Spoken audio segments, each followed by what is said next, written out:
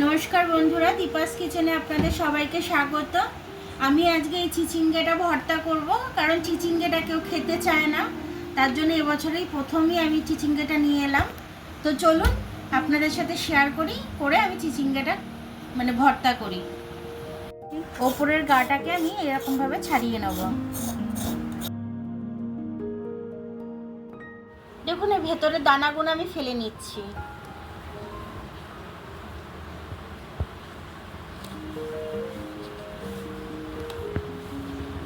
প্রত্যেকটা দানা আমি এইভাবে ফেলে নেব। এটাকে এবার আমি এরকম যতটা পারবো সরু সরু করে কেটে নেব। এরকমভাবে আমি কেটে নিয়েছি। লঙ্কাগুলো আমি ভাজতে দিলাম। এর মধ্যে আমি একটু কালো জিরে ফেলে দেব। একটু কালো জিরে দিয়ে দিলাম। রসুন কটা দিয়ে দিলাম, কটা কাঁচা মরিচ দিয়ে দিলাম। এবার আমি চিচিঙ্গাটা দিয়ে দিলাম।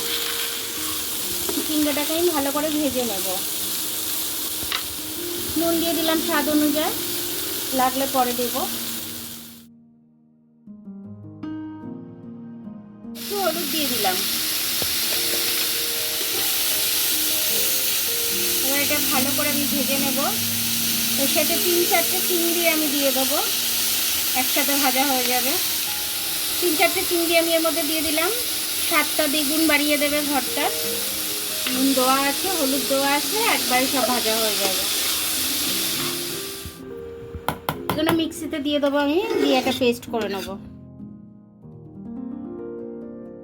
একটু সর্ষের তেল দিয়ে দিচ্ছি আমি। পেস্টটা আমি এবার এটার মধ্যে দিয়ে দেবো।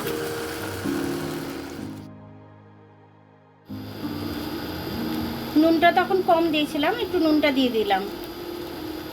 এবার এটাকে আমি একটু ভেজে নেব, ভেজে নিয়ে তারপর তুলে নেব।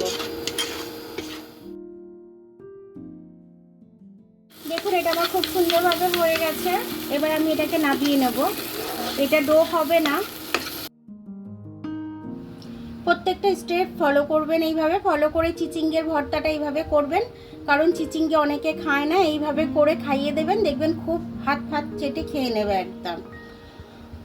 তো আমার ভিডিওটা দেখার জন্য অনেক অনেক ধন্যবাদ। আমার ভিডিওটা যদি আপনাদের পছন্দ হয় তাহলে লাইক, সাবস্ক্রাইব, বেল আইকনটা একটু টিপে দেবেন। আর যদি ফেসবুক থেকে দেখেন, লাইক আর ফলোটা একটু করে দেবেন।